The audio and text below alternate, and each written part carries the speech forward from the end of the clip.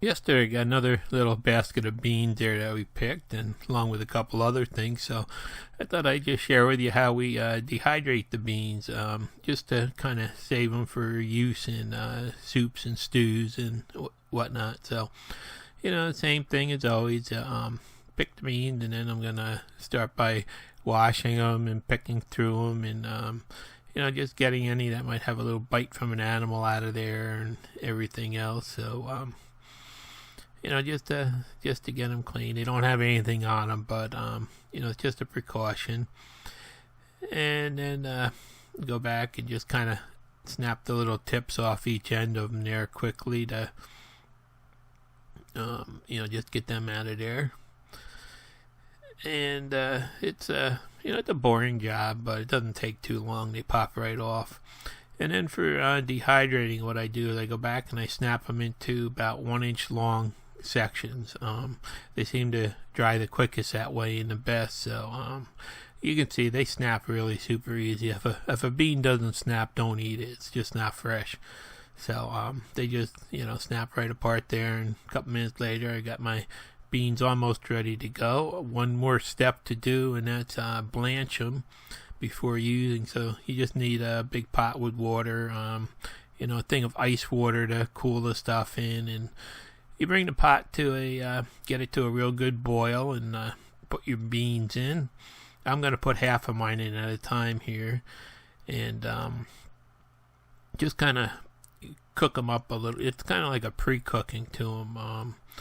So you just put them in, and I put the top back on and it starts boiling real quick again, and then I just set the timer for 3 minutes. Now, I understand if you're going to use them in like a trail mix or something like that, where you're going to eat them like is and you want them real tender, you can blanch them for something. I've read sometimes people do it for up to 8 minutes to get them tender. So it all depends on your use for them. But us, we're just going to just use them to save them for to use in like soups and stews, where the actual flavor, or you try to use the canned beans in those kinds of items, they just get overcooked and mushy and stuff, where the dehydrated beans really hold the flavor good, and they actually hold the texture of the bean good too, for when you're going to recook it like that. So when the time's up, just have to take them out and put them in ice water, and just try to chill them as quick as you can. And that just basically stops the cooking process of them quickly. So, you want to get them right back down to room temperature as quick as you can. In the meantime, the pot's back up to a rolling boil again, and I'll just throw the other half of the batch in there. And same thing, just cook them for 3 minutes. And then the ones that are cooled down, I'm going to start by spreading them on a cotton dish towel, just to get them a little bit dried off before starting the dehydrating process, to make it, make sure it goes a little quicker. So the other batch is just about done. Throw in some more ice, and timer's up. Just put them in the ice water next. And I will definitely say that dehydrating really retains the flavor of any kind of veggie the best of any kind of process that you do. But like beans, if you try to cook these up and eat them, they're going to be a little bit chewy. So once that's cooled down, I'm just going to take the ice off the top, where it's easier to separate at this moment. And then take this next batch of beans and just throw them on a towel to spread them out there to dry for a couple minutes. And then I run down and grab my dehydrator and bring that up while these are drying off. And I just have it's not a very expensive dehydrator. It's not a very good one, but it does get the job done. Someday I'll get a little better one, but for now it works. And I'm thinking about building a solar one someday also. But all you have to do is just spread them out on the trays, and the big thing is you want to make sure that they're not touching. If they're touching, they're not going to dry right. So this takes a little bit of time to spread them out. You just spread out a tray, stack them up, and just spread them out on the next tray. And that bowl of beans that I started out with, that you saw in the beginning, that was just actually the perfect size for a one dehydrator load. So just take some time to stack them all up like that, and then once they're all full, the top just drops in place, and there's a fan in there that kind of blows down through it, and I think it's like 600 watts or something like that. One thing that you will see is that this unit is extremely noisy. That fan is really loud, and I guess that's where the better ones come in.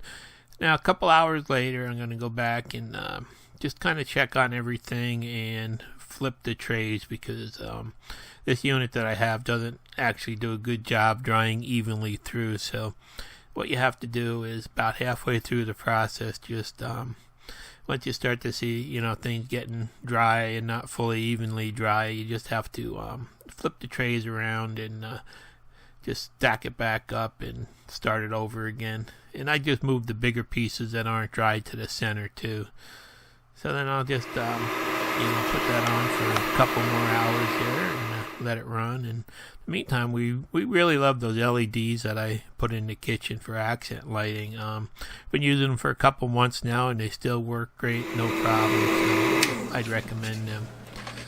So now here it is. It's I think it's about 11 o'clock at night, and finally, the dehydrating's done. Everything's pretty much dry. And then the next thing that I do is put it all into a plastic bag.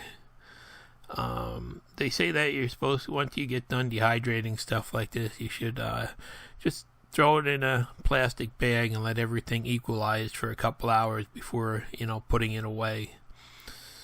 So it can be tricky getting these pieces out, because you can see how much they've shrunk up and how they drop between the screens and stuff like that. So it takes a little while to get them all out. But overall, I think I started about 2 in the afternoon, and here it is about 11 at night, and the batch is done. And I have to warn you at this point, if you try to eat one, they are really super tasty, but they're really chewy also, because as I said before, they were only blanched for a couple minutes and not fully cooked.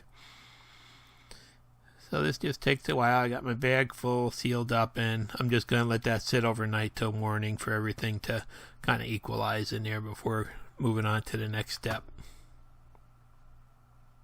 Now, I was going to try the dehydrating function in our new oven, but we didn't have any racks that would fit in there, so I had to stick with using the dehydrator for now. So the next morning, it's time to make up a couple bags to seal these in. And I like to vacuum seal them because it keeps moisture in from getting back into them. So it doesn't take long to seal them up.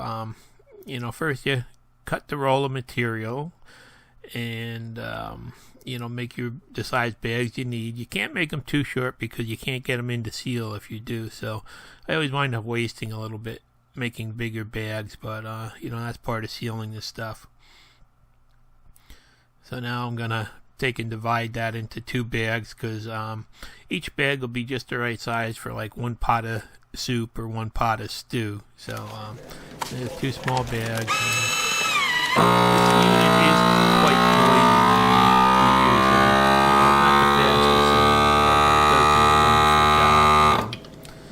So just takes it takes about a minute to seal each bag. And first it pulls out all the air, and then it just heats it for a seal. And we do get a lot of use out of this sealer when we buy bulk packs from Costco and places like that. So it's a really great thing to have if you buy in bulk, or you freeze stuff even. So there it is. When I get done with them, I always throw them in the freezer. We've got 2 small chest freezers down in the basement, and I'll just throw them in there. And there's some tomatoes from a couple years ago, and they're still good. You could probably keep these veggies for 5 years in the freezer like that with no problem. So I just thought I'd share this with you to show you another way that we use our beans. Thanks for watching. Please subscribe.